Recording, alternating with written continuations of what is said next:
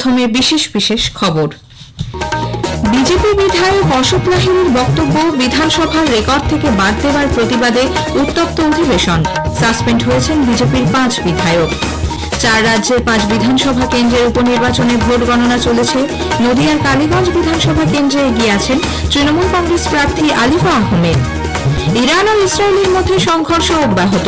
ইরানের পরমাণু কেন্দ্রে আমেরিকার হামলা এবং সে দেশের হরমুজ প্রণালী বন্ধের সিদ্ধান্তের পরই আন্তর্জাতিক বাজারে তেলের দাম বেড়েছে।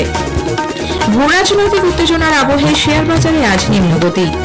দেশজুড়ে আজ ডক্টর শ্যামাপ্রসাদ মুখার্জির 72তম প্রয়াণ বার্ষিকী আত্মবলিদান দিবস হিসেবে পালিত হচ্ছে। আসছে বিস্তারিত খবরে। বিজেপি বিধায়ক অশোক লাহিড়ীর বক্তব্যকে বিধানসভার রেকর্ড থেকে বাদ দেওয়ার ঘটনাকে কেন্দ্র করে আজ উত্তপ্ত হয়ে ওঠে অধিবেশন। সাসপেন্ড করা হয়েছে বিজেপি বিধায়ক অগ্নিমিত্রা পাল, শঙ্কর ঘোষ, মনোজ ওরাও, দীপক বর্মন এবং মিহির গোস্বামীকে। উল্লেখ্য, গত শুক্রবার অশোক লাহিড়ীর বক্তব্যকে বিধানসভার কার্যবিবরণী থেকে বাদ দেওয়ার সিদ্ধান্তকে ঘিরে শুরু হয় বিক্ষোভ। পয়েন্ট অফ অর্ডারে বিধায়ক অশোক লাহিড়ী জানান, তার বক্তব্যে আপত্তিকর কিছু নেই। ঘটনায় বিধানসভার মর্যাদাহানি হয়েছে বলে ক্ষোভ প্রকাশ করেন তিনি। শাসক দলের সদস্যদের সঙ্গে বিজেপি পরিষদীয় দলের সদস্যদের মতবিরোধ শুরু হয়। এরপর বিজেপি বিধায়করা কাগজ ছিঁড়ে ওয়েলে নেমে বিক্ষোভ দেখান। সেই সময় অধ্যক্ষ 5 বিজেপি বিধায়ককে সাসপেন্ড করেন। বিজেপি বিধায়করা বিক্ষোভ দেখালে মার্শালদের সঙ্গে প্রায় হাতাহাতিতে জড়িয়ে পড়েন মনোজ ওরাও। ধস্তাধস্তিতে দলের মুখ্য সচেতক শঙ্কর ঘোষের চশমা ও ঘড়ি ভেঙে যায়। অধিবেশন কক্ষ থেকে বেরিয়ে বিজেপি পরিষদীয় দল বিধানসভা চত্বরে অবস্থান বিক্ষোভ শুরু করে। সেখানে নিরাপত্তা রক্ষীদের সঙ্গে সংঘর্ষের ঘটনাও ঘটেছে বলে খবর। বিরোধী দলনেতা শুভেন্দু অধিকারী বিধানসভায় এসে পুরো বিষয়টি অধ্যক্ষের কাছে অভিযোগ জানান। বিজেপি পরিষদীয় দল অধ্যক্ষের পদত্যাগ দাবি করেছে। পশ্চিমবঙ্গের নদিয়ার কালীগঞ্জ সহ 4টি রাজ্যের 5টি বিধানসভা আসনে উপনির্বাচনে ভোট গণনা চলেছে। কালীগঞ্জ আসনে 10ম রাউন্ড গণনা শেষে তৃণমূল কংগ্রেস প্রার্থী আলিফা আহমেদ 26,000-এর কিছু বেশি ভোটে এগিয়ে রয়েছেন। তিনি পেয়েছেন 47,079টি ভোট। দ্বিতীয় স্থানে রয়েছেন বিজেপি প্রার্থী আশিস ঘোষ। তিনি পেয়েছেন 20,585টি ভোট। বাম সমর্থিত কংগ্রেস প্রার্থী কাবিল উদ্দিন শেখ 16,566টি ভোট পেয়ে তৃতীয় স্থানে রয়েছেন। গুজরাটের কাদি আসনে 15 রাউন্ড গণনা শেষে এগিয়ে রয়েছেন বিজেপি প্রার্থী রাজেন্দ্র কুমার দানেশ্বর চাপতা। দ্বিতীয় ও তৃতীয় স্থানে রয়েছেন কংগ্রেস এবং আম আদমি পার্টির প্রার্থীরা। রাজ্যের ভিসাভাদা আসনে প্রায় 14,500 ভোটে এগিয়ে আছেন আম আদমি পার্টির প্রার্থী ইটালিয়া গোপাল। দ্বিতীয় ও তৃতীয় স্থানে রয়েছেন বিজেপি এবং কংগ্রেস প্রার্থীরা। কেরালার নিরাম্বুর আসনে কংগ্রেস প্রার্থী আরিয়াদান শৌকত এগিয়ে রয়েছেন। তারপরেই রয়েছেন সিপিআইএম প্রার্থী। পাঞ্জাবের লুধিয়ানা পশ্চিম কেন্দ্রের উপনির্বাচনে এগিয়ে রয়েছেন আম আদমি পার্টির প্রার্থী সঞ্জীব আরোরা। কংগ্রেস ও বিজেপি প্রার্থীর একাংশ, তাদের তরফে আইনজীবী অনিন্দ মিত্র ও শামীম আহমেদ আজ বিচারপতি সৌগত ভট্টাচার্যের দৃষ্টি আকর্ষণ করে জানান, সুপ্রিম কোর্টের নির্দেশ অনুযায়ী শুধুমাত্র যোগ্য চাকরিহারা শিক্ষকরাই পরীক্ষায় বসতে পারবেন। পাশাপাশি বয়সে ছাড় দেওয়ার কথাও বলা হয়েছিল, কিন্তু স্কুল সার্ভিস কমিশনের নতুন বিজ্ঞপ্তি অনুসারে অযোগ্য চিহ্নিতরাও পরীক্ষায় বসতে পারবেন বলে তাদের দাবি। বয়সের ছাড়ের বিষয়টিও সুস্পষ্টভাবে উল্লেখ করা হয়নি। 14 জুলাই আবেদন গ্রহণের শেষ দিন, তাই জরুরি ভিত্তিতে মামলার শুনানির আবেদন জানিয়েছেন তারা। আগামী 1 জুলাই মামলার শুনানি। কলকাতা হাইকোর্টের ওবিসি সংরক্ষণ সংক্রান্ত নির্দেশ অমান্য করে রাজ্যের কলেজগুলিতে ভর্তির পোর্টালে ওবিসি এ ও ওবিসি বি উল্লেখ করা হয়েছে বলে আজ ফের আদালতের দৃষ্টি আকর্ষণ করেছেন আইনজীবীরা। বিচারপতি তপব্রত চক্রবর্তী এবং বিচারপতি ঋতব্রত কুমার মিত্রের ডিভিশন বেঞ্চ আগামীকাল ফের বিষয়টি আদালতের গোচরে আনার নির্দেশ দিয়েছেন। আরজি করে ধর্ষণ ও খুনের ঘটনায় নিহত তরুণী ডাক্তারের বাবা মা ঘটনাস্থল পরিদর্শনের অনুমতি চেয়ে কলকাতা হাইকোর্টের দ্বারস্থ হয়েছেন।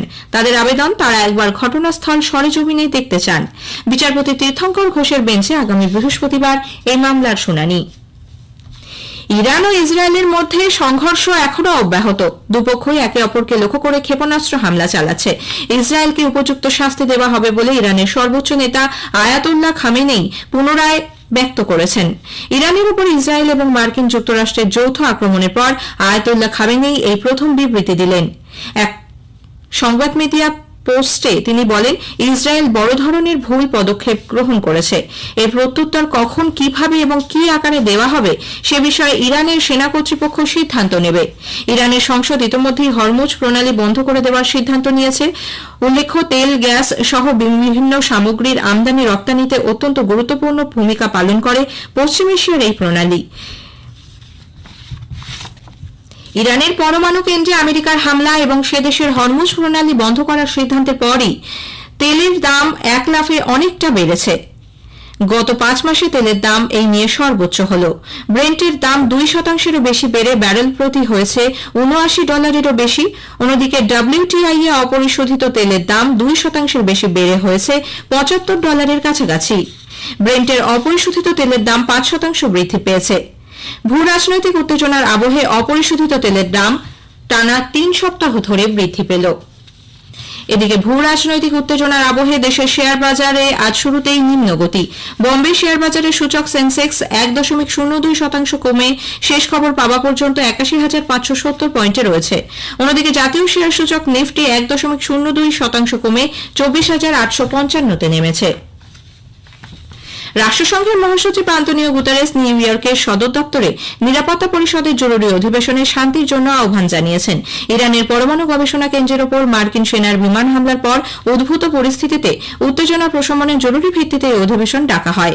ওই অঞ্চলে প্রত্যাঘাতের বিপদ এড়াতে এবং এই সংঘাত যাতে আরও না বাড়ে তার আবেদন জানিয়ে গুতেরেস বলেছেন, শান্তির পথ থেকে কখনোই সরে আসা উচিত নয়। প্রধানমন্ত্রী নরেন্দ্র মোদী এই মাসের 29 তারিখ আকাশবাণীতে মন কি বাত অনুষ্ঠানে তাঁর চিন্তাভাবনা দেশ বিদেশের মানুষের সঙ্গে ভাগ করে নেবেন। এটি হবে মন কি বাতের 123তম পর্ব। বেলা 11টা থেকে আকাশবাণী এবং দূরদর্শনের সবকটি চ্যানেল ও Akashvani news on AIR website, mobile app, প্রধানমন্ত্রী দপ্তর ও তথ্য সম্প্রচার মন্ত্রকের ওয়েবসাইট ও ইউটিউব চ্যানেলেও মন কি বাত সম্প্রচারিত হবে। হিন্দিতে এই অনুষ্ঠান সম্প্রচারিত হওয়ার পরেই আঞ্চলিক ভাষায় এর তর্জমা শোনা যাবে। খবর শুনছেন আকাশবাণী কলকাতা কেন্দ্র থেকে। আমাদের সংবাদ শোনা যাচ্ছে ইউটিউব চ্যানেল আকাশবাণী সংবাদ বাংলা, ফেসবুক ও ইনস্টাগ্রাম আকাশবাণী সংবাদ কলকাতা এবং এক্স হ্যান্ডেল এআইআর নিউজ কলকাতাতে। দেশজুড়ে আজ ডক্টর শ্যামাপ্রসাদ মুখার্জির 72তম প্রয়াণ বার্ষিকী আত্মবলিদান দিবস হিসেবে পালিত হচ্ছে।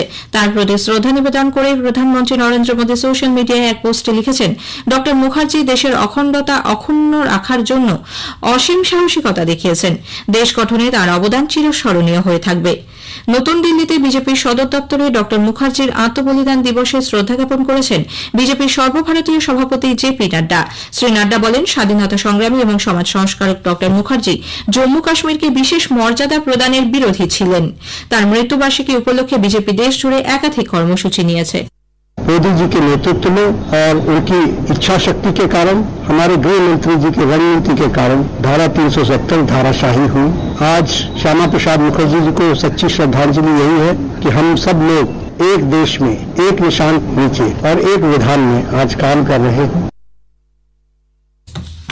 পশ্চিমবঙ্গের জলপাইগুড়িতে বিজেপির দলীয় কার্যালয়ে শ্যামাপ্রসাদ মুখার্জির প্রয়াণ বার্ষিকীতে তাঁর প্রতিকৃতিতে মালা দিয়ে শ্রদ্ধা জানানো হয়। মালদা শহরের ফোয়ারা মোড়ে তাঁর প্রতিকৃতিতে মাল্যার্পণ করে শ্রদ্ধা জানান উত্তর মালদার সাংসদ খগেন মুর্মু সহ বিজেপি নেতৃত্ব। আজ 23শে জুন আন্তর্জাতিক জনসেবা দিবস। 2002 সালের 20শে ডিসেম্বর রাষ্ট্রসংঘের সাধারণ সভা 23শে জুনকে জনসেবা দিবস হিসেবে ঘোষণা করে। উজবেকিস্তানের সামারখান্দে আজ 3 দিনব্যাপী জনসেবা ফোরামের বৈঠক শুরু হয়েছে। এবছরের মূল ভাবনা হল 2030-এর লক্ষ্যে 5 বছর সুস্থায়ী ভবিষ্যতের জন্য জনসেবা প্রদানের পদ্ধতিকে আরও ত্বরান্বিত করা। রাজ্যপাল ড সিভি আনন্দ বোস আন্তর্জাতিক জনসেবা দিবস উপলক্ষে সরকারি কর্মচারীদের আন্তরিক শুভেচ্ছা ও অভিনন্দন জ্ঞাপন করেছেন, যারা সততা, নিষ্ঠা এবং দায়বদ্ধতার সঙ্গে নিজেদের দায়িত্ব পালনে অঙ্গীকারবদ্ধ হয়ে বৃহত্তর কল্যাণের জন্য কাজ করে চলেছেন। থাইল্যান্ডে এশিয়ান প্যারা ব্যাডমিন্টন চ্যাম্পিয়নশিপ 2025-এ ভারত 4টি সোনা, 10টি রূপো, 13টি ব্রোঞ্জ সহ 27টি পদক জিতে এ পর্যন্ত সেরা ফলাফল করেছে। পদকজয়ীদের মধ্যে রয়েছেন প্যারিস প্যারালিম্পিক্সে সোনাজয়ী নীতিশ কুমার, রূপজয়ী তুলসীমিত মুরুগেসন। শেষ করার আগে খবরের বিশেষ কিছু অংশ আরও একবার। বিজেপি বিধায়ক অশোক লাহিড়ীর বক্তব্যের বিধানসভার রেকর্ড থেকে বাদ দেবার প্রতিবাদে উত্তপ্ত অধিবেশন। সাসপেন্ড হয়েছেন বিজেপির 5 বিধায়ক। 4 রাজ্যের 5 বিধানসভা কেন্দ্রের উপনির্বাচনে ভোট গণনা চলেছে। নদিয়ার কালীগঞ্জ বিধানসভা কেন্দ্রে এগিয়ে আছেন তৃণমূল কংগ্রেস প্রার্থী আলিফা আহমেদ। খবর শেষ হল। এরপরের খবর 1:30 মিনিটে।